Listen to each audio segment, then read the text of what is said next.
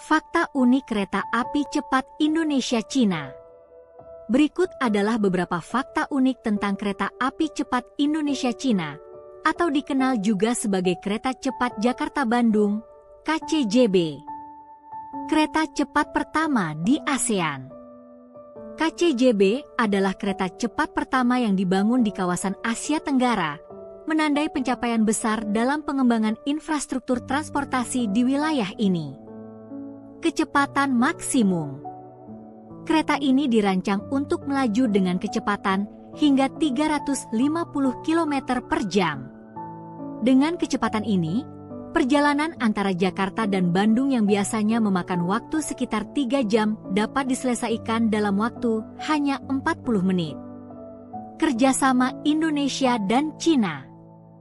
Proyek ini merupakan hasil kerjasama antara Indonesia dan Cina dengan konsorsium PT Kereta Cepat Indonesia-Cina, KCIC.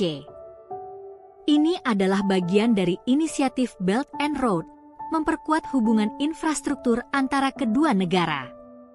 Teknologi canggih.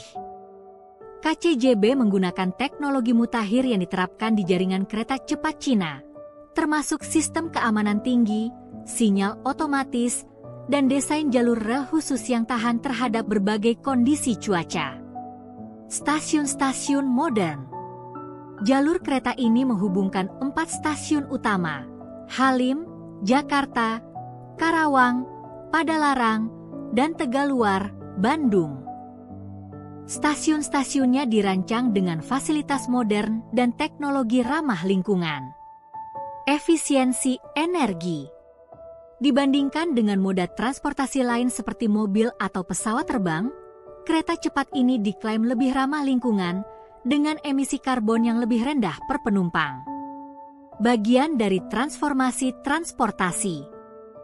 KCJB diharapkan bisa menjadi katalis bagi pengembangan kota-kota satelit di sepanjang jalurnya dan meningkatkan aksesibilitas ekonomi antara Jakarta dan Bandung, serta kawasan di sekitarnya. Teknologi anti gempa.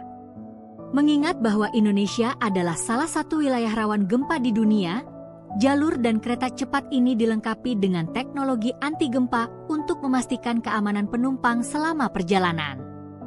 Dampak ekonomi. Pembangunan proyek ini telah membuka lapangan kerja baru dan memberikan dampak ekonomi positif, baik selama masa konstruksi maupun nantinya dalam pengoperasiannya. Penggunaan listrik.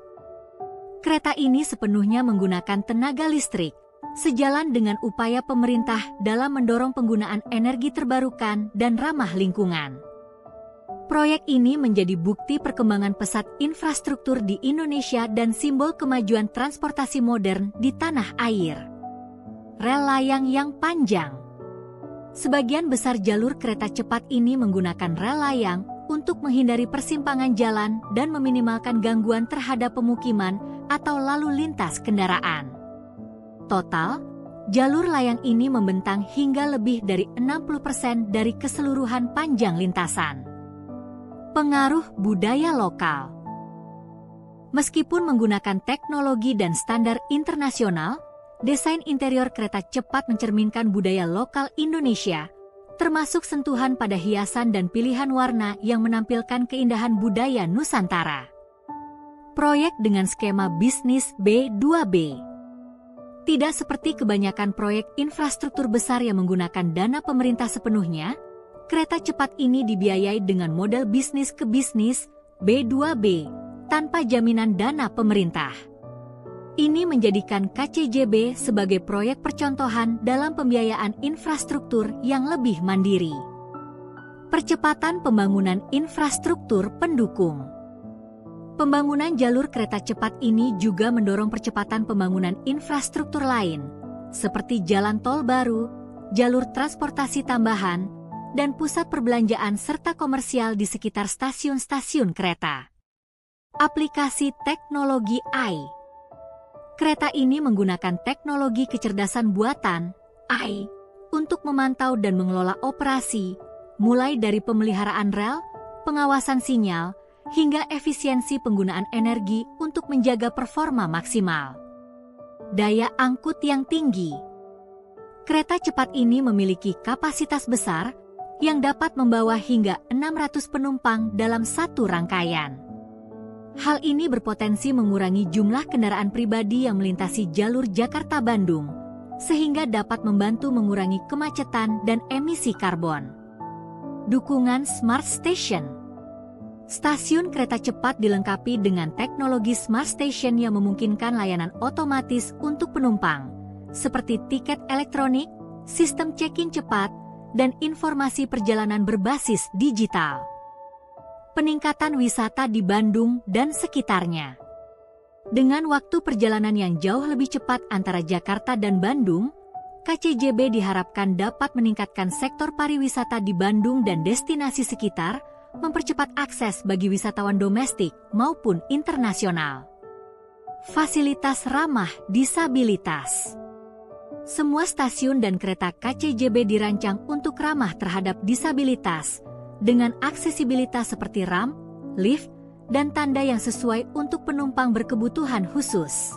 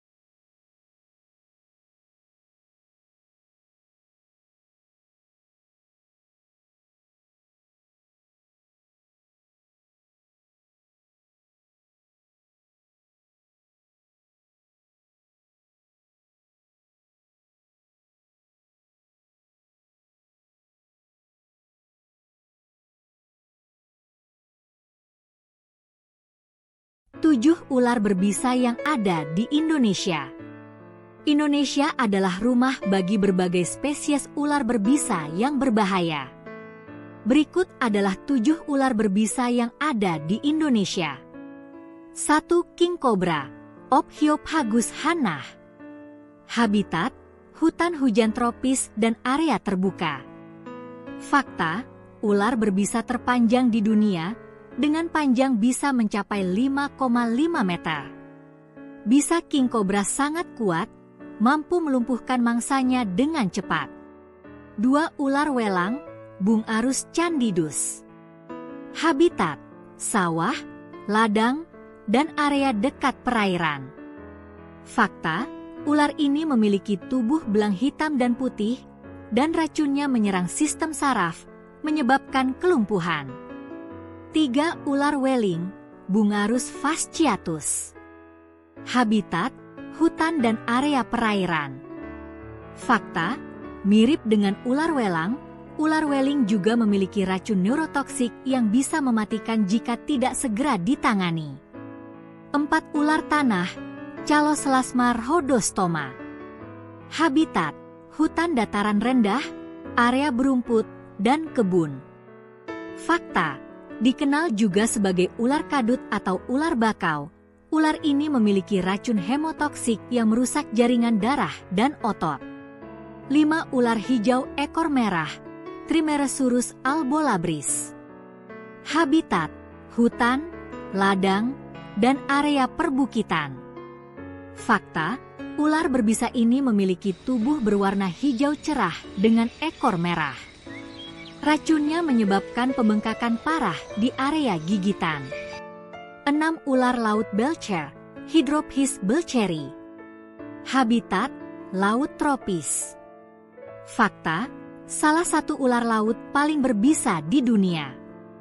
Meskipun racunnya sangat mematikan, ular ini jarang agresif terhadap manusia. 7. Ular kobra Jawa, Najas putatrix.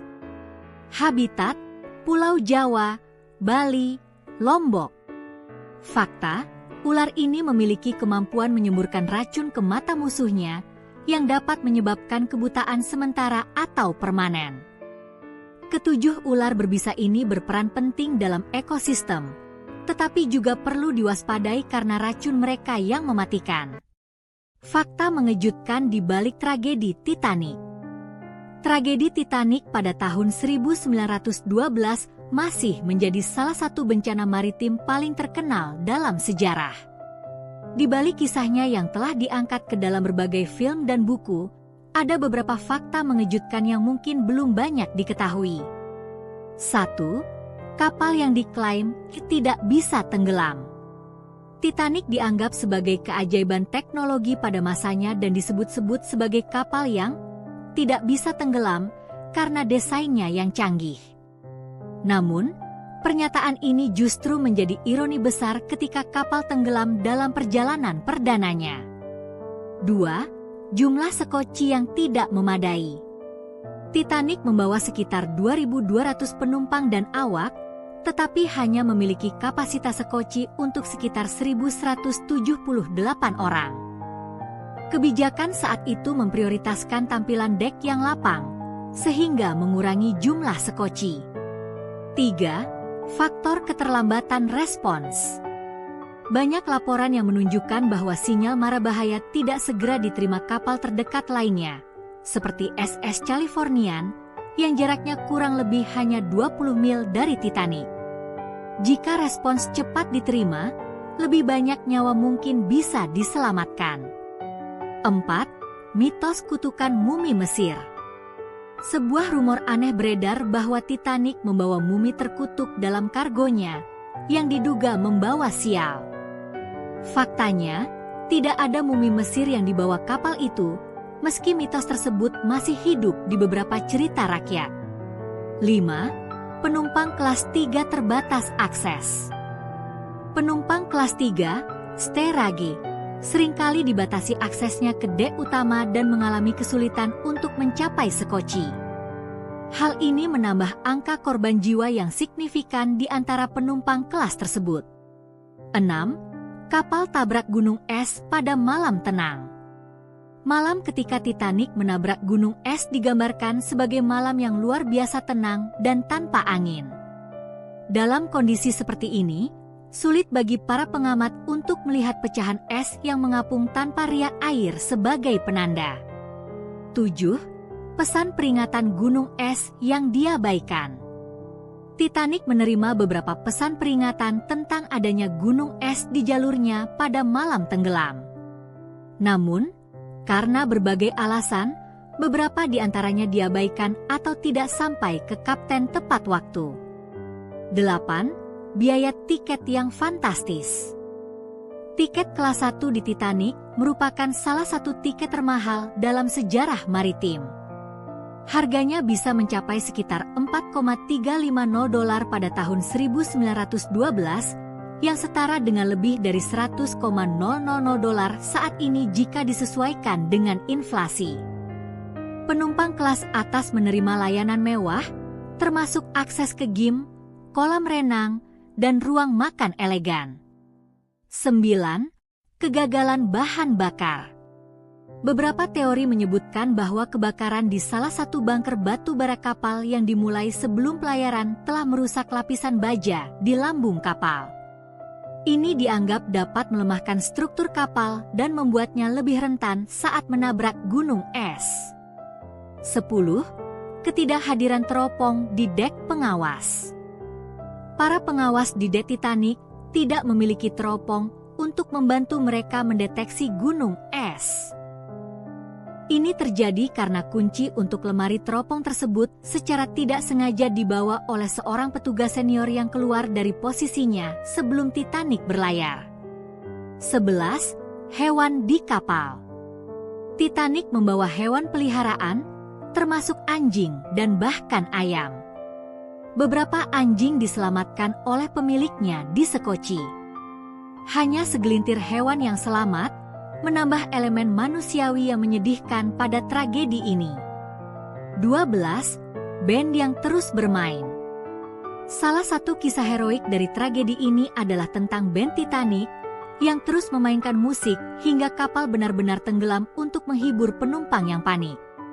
Musisi ini akhirnya meninggal dalam bencana, tetapi dikenang karena keberanian mereka. 13. Orang kaya dan berpengaruh di kapal. Beberapa penumpang terkaya di dunia saat itu berada di Titanic, termasuk John Jacob Astor IV. Kekayaannya diperkirakan mencapai $87 juta, sekitar $2,3 miliar hari ini. Namun, bahkan kekayaannya tidak mampu menyelamatkannya dari nasib tragis. 14. Teknologi penyelamat yang ketinggalan zaman. Meskipun Titanic dirancang dengan teknologi canggih untuk masanya, sistem komunikasi radio kapal hanya berfungsi selama siang hari karena dioperasikan oleh petugas yang lelah dan dibanjiri pesan dari penumpang kaya. Ini menyebabkan beberapa pesan penting tentang gunung es terlambat diteruskan. 15. Sekoci berangkat setengah penuh. Beberapa sekoci dilaporkan meninggalkan kapal tanpa kapasitas penuh, meskipun masih banyak orang yang memerlukan tempat. Hal ini sebagian karena kebingungan, kurangnya pelatihan darurat, dan ketakutan bahwa sekoci akan tenggelam jika diisi penuh. Tragedi Titanic terus membangkitkan minat sejarah dan menjadi pelajaran besar tentang keselamatan maritim serta arogansi teknologi. Ini dia tempat terbaik untuk dikunjungi di Indonesia. Selamat datang di channel kami. Hari ini kita bakal ngobrolin tempat-tempat wisata keren di Indonesia yang wajib kalian kunjungi. Dari Sabang sampai Merauke, kita bakal bahas semuanya, lengkap dengan tips dan waktu terbaik buat berkunjung.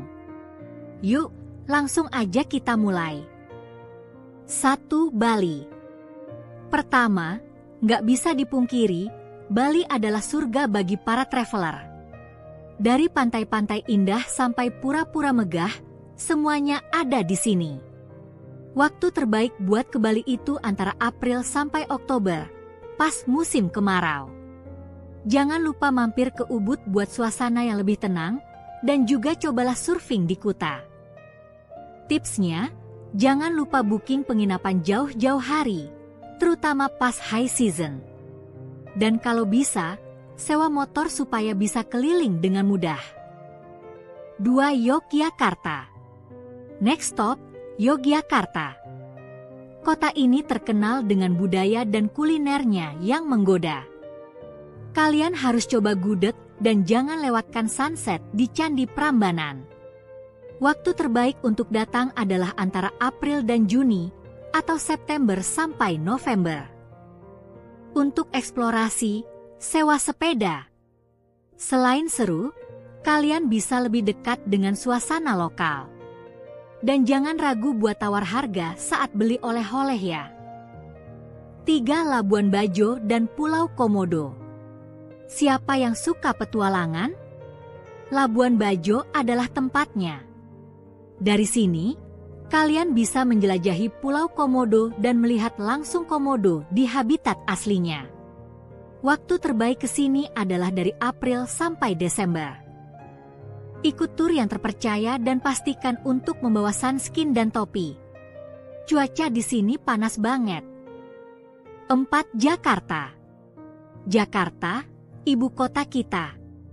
Banyak yang bilang Jakarta itu macet, tapi jangan salah, ada banyak tempat seru yang bisa dieksplor.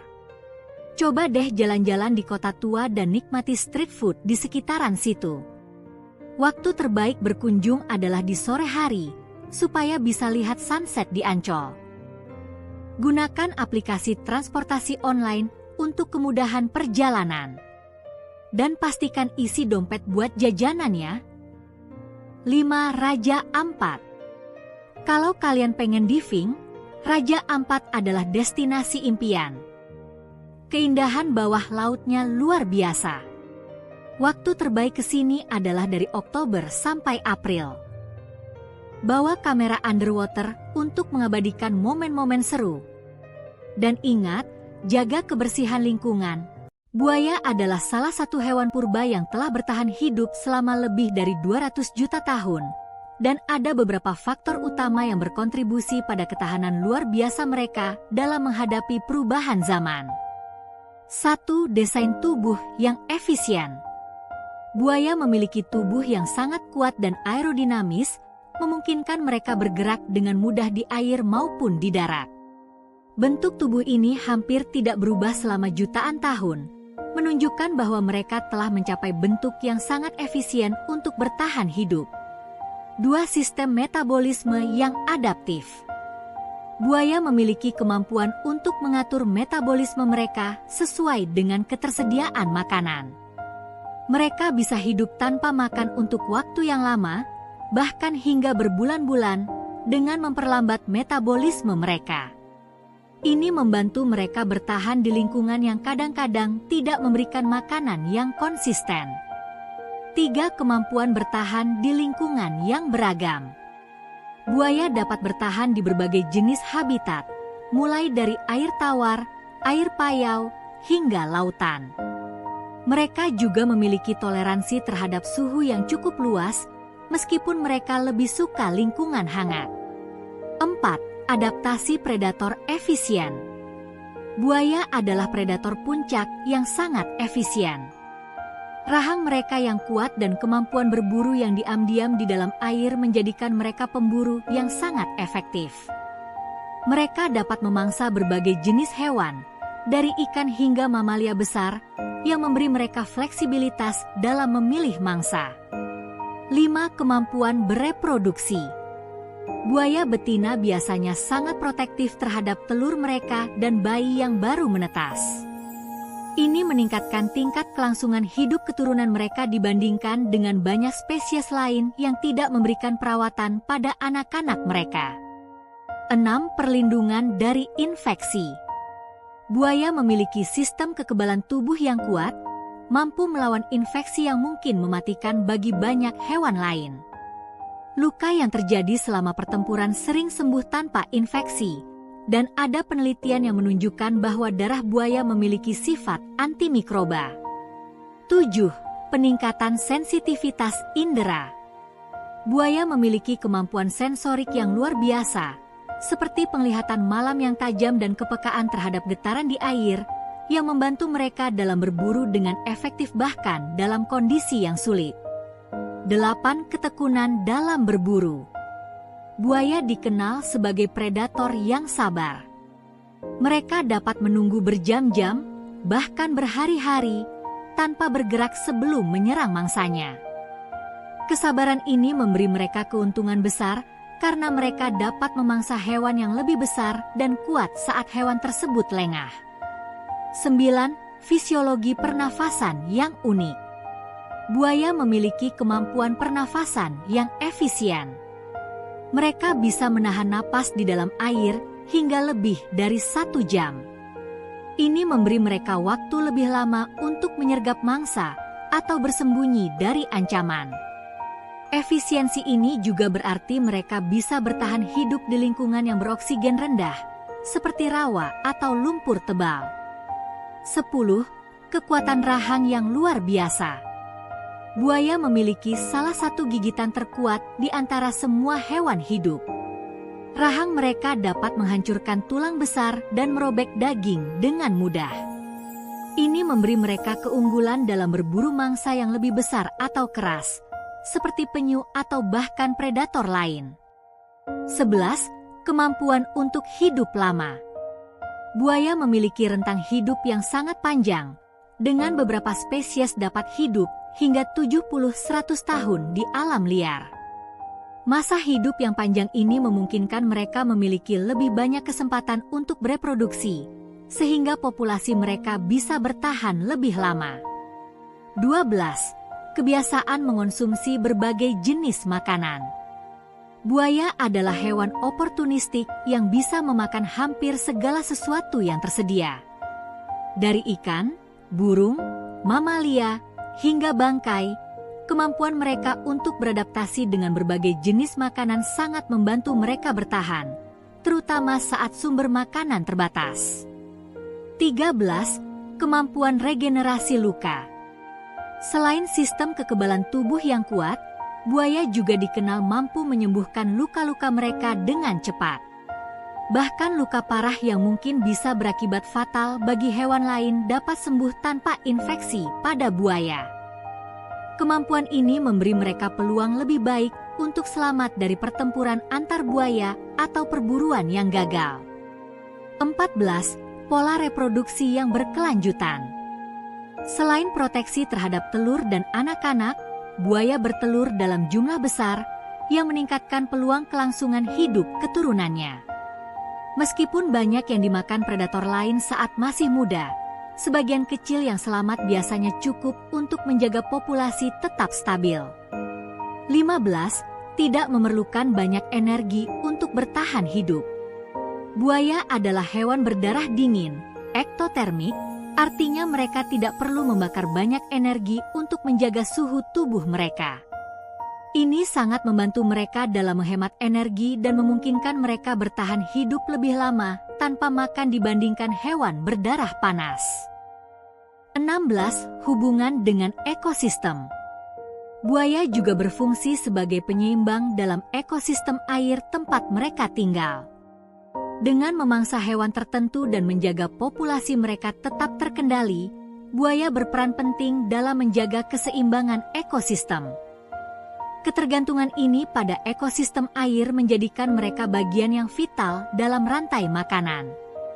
Dengan kombinasi strata, ternyata seperti inilah perbandingan ukuran manusia dan dinosaurus. Perbandingan ukuran manusia dan dinosaurus. Ukuran rata-rata manusia. Tinggi manusia dewasa rata-rata berkisar antara 1,5 hingga 1,8 meter. Berat manusia bervariasi, tetapi rata-rata sekitar 70 kg. Dinosaurus terkenal. Tyrannosaurus Rex. Tinggi, sekitar 4 meter. Panjang, sekitar 12 meter. Berat, diperkirakan sekitar 9 ton. Brachiosaurus. Tinggi, bisa mencapai 12 meter di bagian atas lehernya. Panjang, sekitar 25 meter. Berat diperkirakan lebih dari 50 ton. Perbandingan visual. Jika seorang manusia berdiri di samping T-Rex, tinggi manusia mungkin setara dengan paha atau lutut T-Rex. Di samping Brachiosaurus, manusia akan terlihat sangat kecil, hampir seukuran kaki belakangnya. Fakta menarik. Dinosaurus adalah kelompok hewan yang sangat beragam. Beberapa dinosaurus, seperti Compsognathus, hanya sebesar ayam, sementara yang lain, seperti Argentinosaurus, adalah salah satu hewan terberat yang pernah ada. Dinosaurus hidup selama periode Mesozoikum, yang berlangsung selama sekitar 180 juta tahun, jauh lebih lama daripada keberadaan manusia modern. Mengapa ini penting? Memahami ukuran ini membantu ilmuwan mempelajari ekosistem purba dan bagaimana dinosaurus berinteraksi dengan lingkungan mereka. Perbandingan ini juga menarik untuk menggambarkan evolusi ukuran dan bentuk makhluk hidup. Tahukah kamu asal-usul ular? Asal-usul ular memiliki sejarah evolusi yang menarik dan panjang. Ular termasuk dalam kelompok reptil dan merupakan bagian dari ordo Squamata, yang mencakup juga kadal. Berikut adalah beberapa poin utama tentang asal-usul ular. 1. Evolusi dari kadal. Ular dipercaya berevolusi dari nenek moyang yang mirip kadal. Fosil menunjukkan bahwa ular pertama kali muncul sekitar 150 juta tahun yang lalu selama periode Kapur, Cretaceous.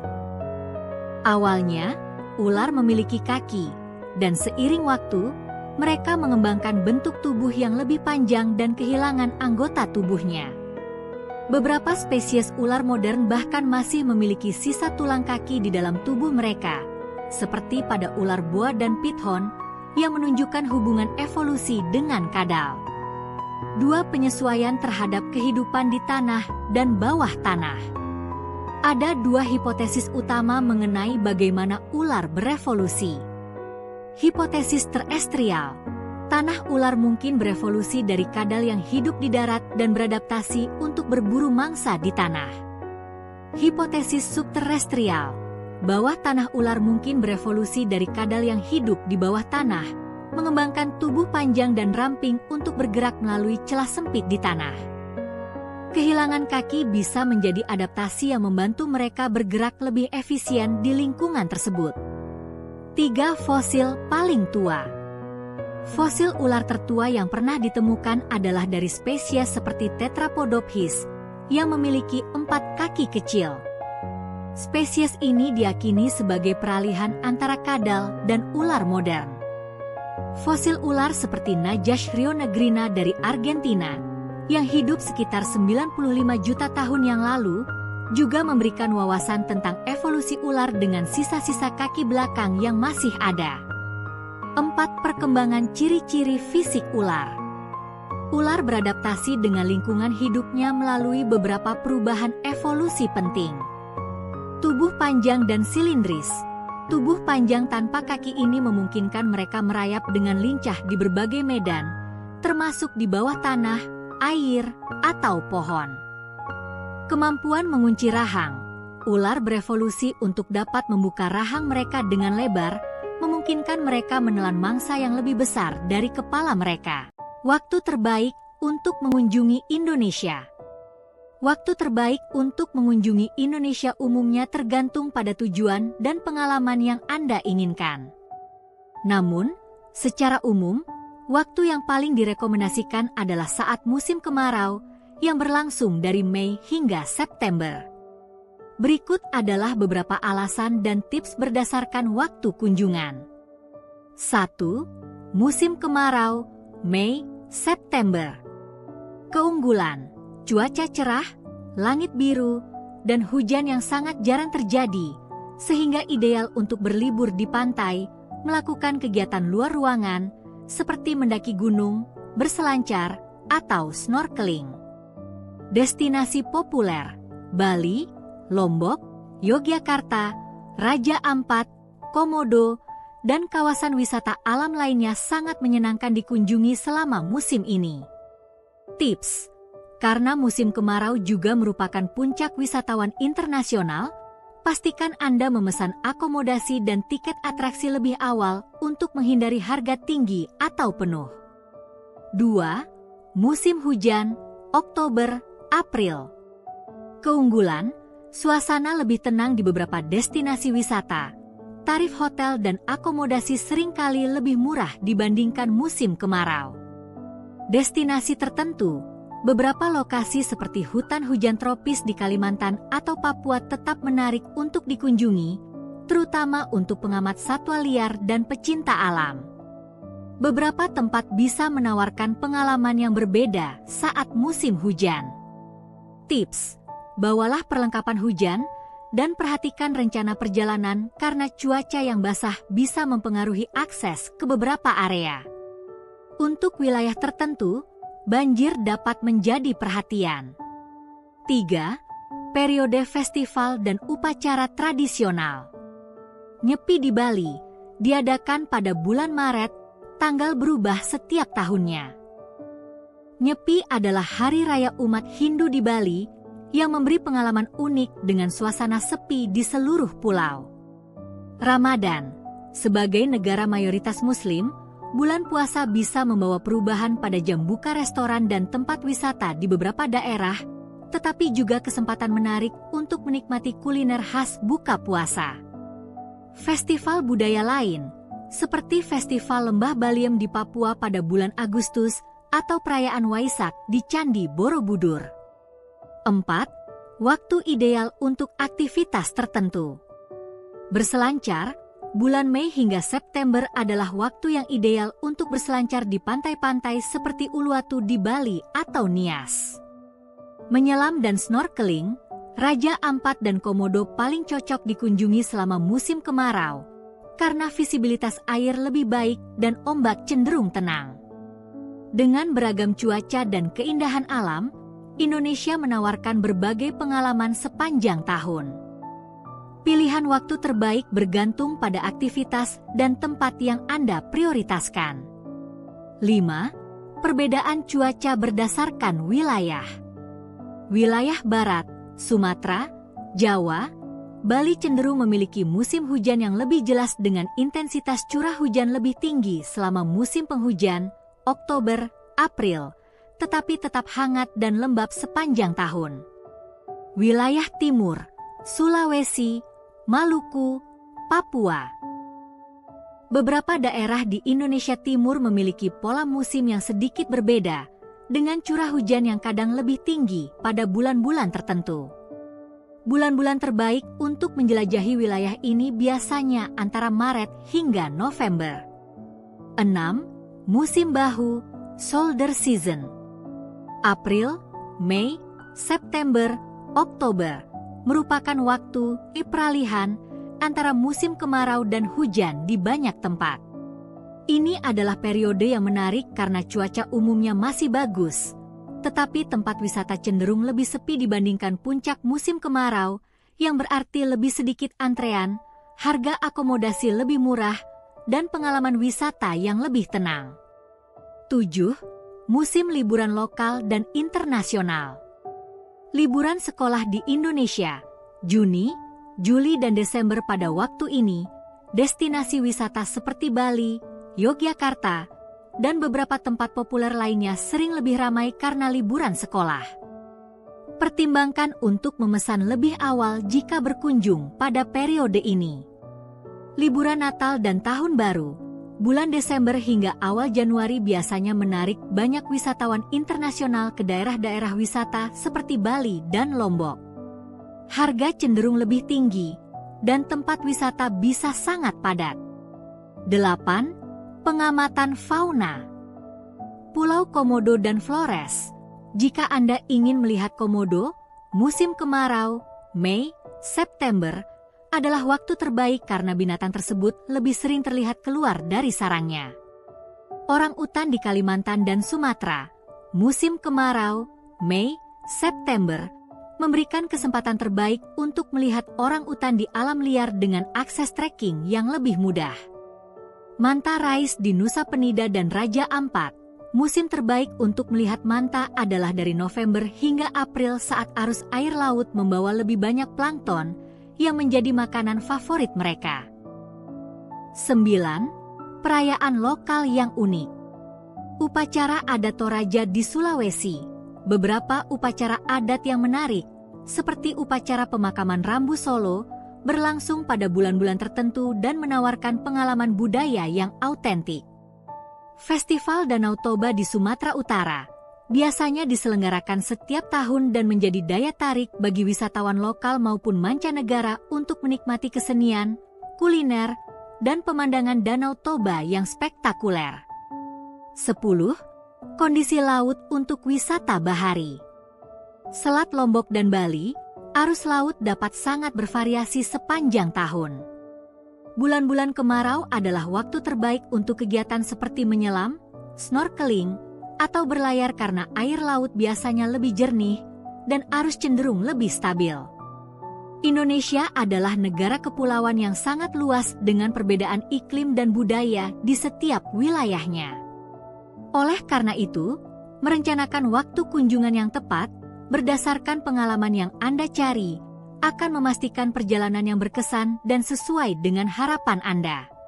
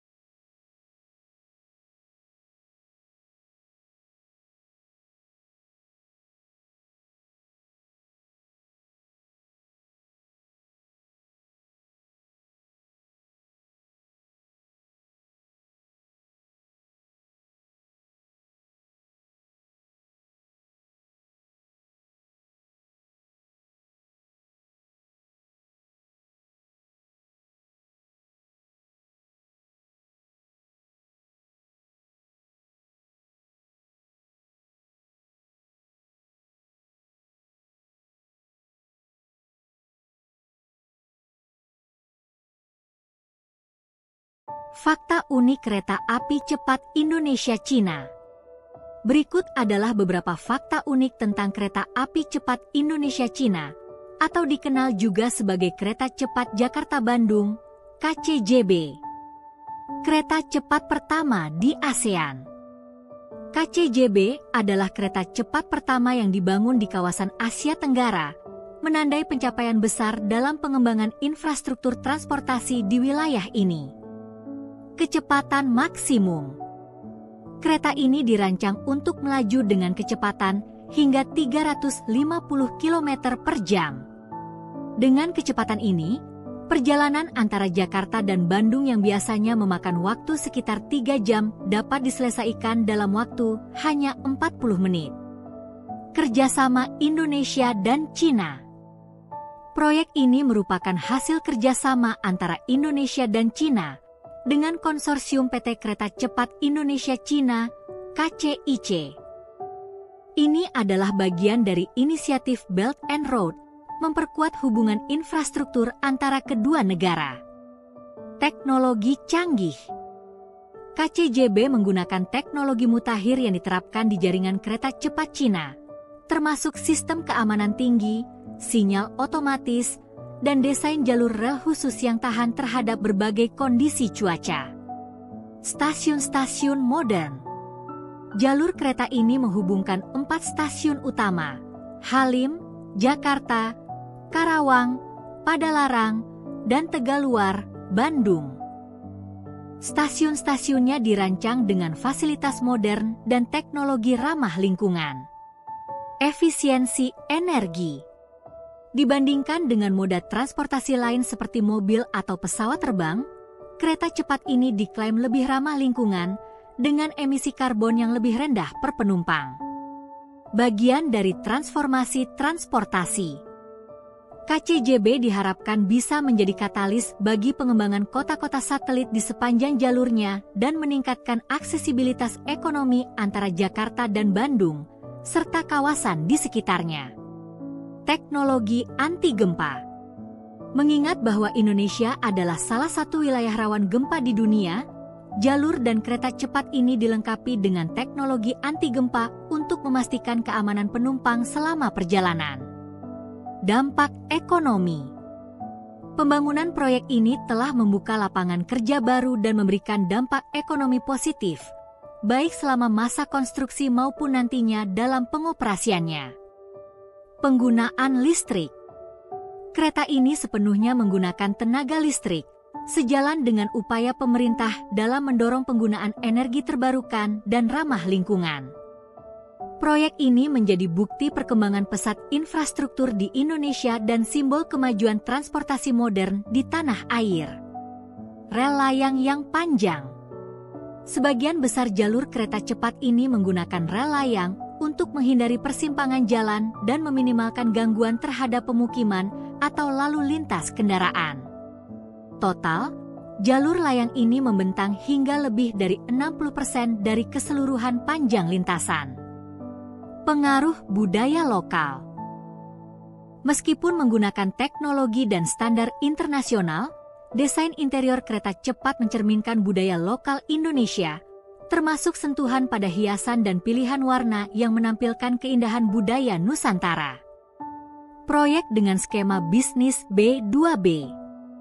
Tidak seperti kebanyakan proyek infrastruktur besar yang menggunakan dana pemerintah sepenuhnya, kereta cepat ini dibiayai dengan model bisnis ke bisnis B2B tanpa jaminan dana pemerintah. Ini menjadikan KCJB sebagai proyek percontohan dalam pembiayaan infrastruktur yang lebih mandiri. Percepatan pembangunan infrastruktur pendukung. Pembangunan jalur kereta cepat ini juga mendorong percepatan pembangunan infrastruktur lain, seperti jalan tol baru, jalur transportasi tambahan, dan pusat perbelanjaan serta komersial di sekitar stasiun-stasiun kereta. Aplikasi teknologi AI. Kereta ini menggunakan teknologi kecerdasan buatan (AI) untuk memantau dan mengelola operasi, mulai dari pemeliharaan rel, pengawasan sinyal, hingga efisiensi penggunaan energi untuk menjaga performa maksimal. Daya angkut yang tinggi. Kereta cepat ini memiliki kapasitas besar yang dapat membawa hingga 600 penumpang dalam satu rangkaian. Hal ini berpotensi mengurangi jumlah kendaraan pribadi yang melintasi jalur Jakarta-Bandung, sehingga dapat membantu mengurangi kemacetan dan emisi karbon. Dukungan Smart Station. Stasiun kereta cepat dilengkapi dengan teknologi Smart Station yang memungkinkan layanan otomatis untuk penumpang, seperti tiket elektronik, sistem check-in cepat, dan informasi perjalanan berbasis digital. Peningkatan wisata di Bandung dan sekitarnya. Dengan waktu perjalanan yang jauh lebih cepat antara Jakarta dan Bandung, KCJB diharapkan dapat meningkatkan sektor pariwisata di Bandung dan destinasi sekitar, mempercepat akses bagi wisatawan domestik maupun internasional. Fasilitas ramah disabilitas. Semua stasiun dan kereta KCJB dirancang untuk ramah terhadap disabilitas, dengan aksesibilitas seperti ramp, lift, dan tanda yang sesuai untuk penumpang berkebutuhan khusus.